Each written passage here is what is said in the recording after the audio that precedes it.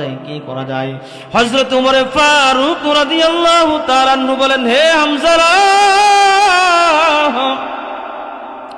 যাও যাও দুজন আমরা মিলে সম্মিলিতভাবে আল্লাহর পয়গম্বর জনাবে মুহাম্মদুর রাসূলুল্লাহ সাল্লাল্লাহু আলাইহি ওয়াসাল্লামের কাছে আমরা যাই, গিয়ে আমাদের হালত খুলে বলি, আমাদের পরিস্থিতি খুলে বলি, আমাদের অবস্থা একটু শেয়ার করি।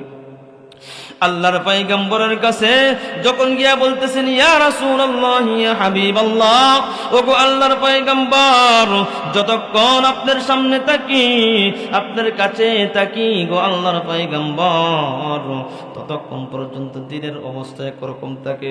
যখন আপনার কাছ থেকে দূরে সরে যাই গো আল্লাহর পয়গম্বর, তখন মনের অবস্থা পরিবর্তন হয়ে যায়। বুঝতে পারলাম না ইয়া রাসূলুল্লাহ। এই জন্য চলতি গলতির মুসলমান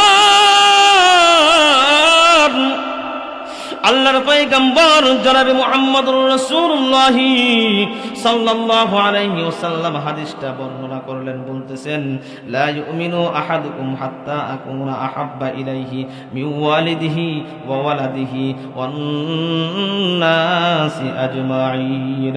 আল্লাহর পয়গম্বর বলেন, হে উমর, হে হামজালা, তোমরা তোমাদের দিলের কান দিয়ে শুনে নাও।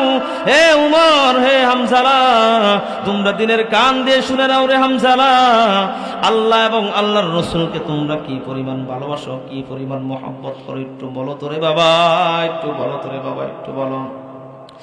আল্লাহর পয়গম্বর যখন এই কথা বললেন, সঙ্গে সঙ্গে উমর এবং হামজা রাদিয়াল্লাহু তাআলা আনহু বলতেছেন, হ্যাঁ আল্লাহর পয়গম্বর, ভালোবাসি ভালোবাসি ভালোবাসি। আল্লাহর পয়গম্বর বলেন, কিরকম ভালোবাসো? না, অনেক ভালোবাসি। আল্লাহর পয়গম্বর বলেন, না না না, এই ভালোবাসা দিয়ে জান্নাত হাসিল করা যাবে না, এই ভালোবাসা দিয়ে ফুলসিরাত পাড়ি দেওয়া যাবে না, এই ভালোবাসা দিয়ে কবর পাড়ি দেওয়া যাবে না, এই ভালোবাসা দিয়ে আল্লাহর দিদার হাসিল করা যাবে না।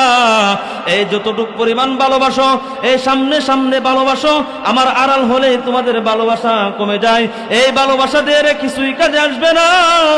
আল্লাহর পয়গম্বর জনাবে মুহাম্মদুর রাসূলুল্লাহ সাল্লাল্লাহু আলাইহি ওয়াসাল্লাম বলেন, শুনে নাও রে ওমর, শুনে নাও হামজালাম, তোমার জীবনের চাইতে, তোমার যৌবনের চাইতে, তোমার স্ত্রীর চাইতে, তোমার বাবার চাইতে, তোমার মার চাইতে, তাম পৃথিবীর চাইতে যতক্ষণ পর্যন্ত তুমি উমর আল্লাহ এবং আল্লাহর রাসূলকে বেশি ভালো না বাসতে পারবা, ততক্ষণ পর্যন্ত তুমি ইমানদার কাটি ইমান